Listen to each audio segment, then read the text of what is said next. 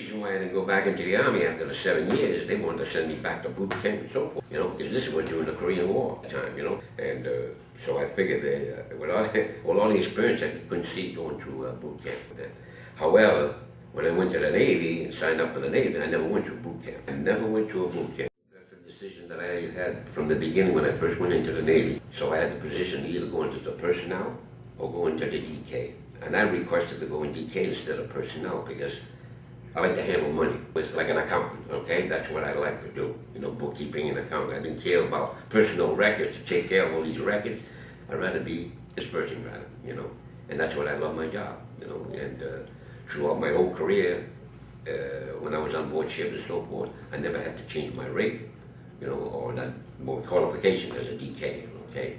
And that's why I went all the way through. And the only problems that I had at the tail end of this is that I had passed, I went to, like I said, Seaman, DK3, DK2, which is E5 and E3.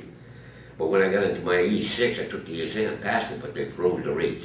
I couldn't get my DK1 because the rates were frozen at that particular time. And I was in, hopefully, from year to year I would get it, but they never came through. So it was frozen. I wasn't the only one. There was other rates that was frozen. I was on different ships, land duty and so forth, so shore duty.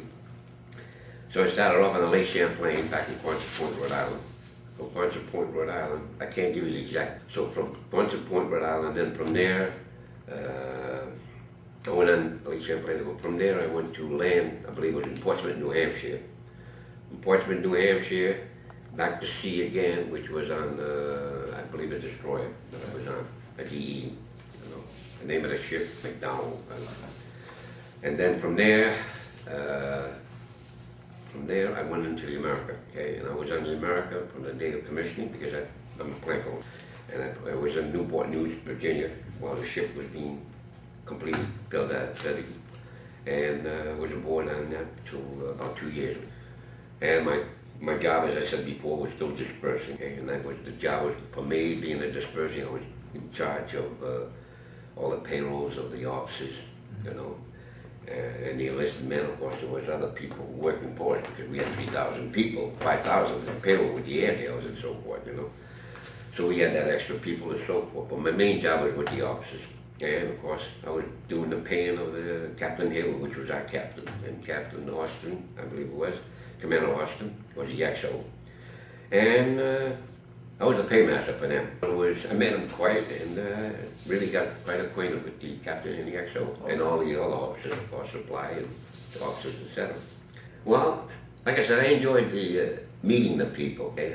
I enjoyed meeting the enlisted men, the officers, and that's about the only thing. I miss to see some of my people that I've known in the past, which of course I met some of them here, but so many years apart, you can't recognize everybody, But I enjoyed every one of them, I never had any problems with anybody, so I enjoyed it.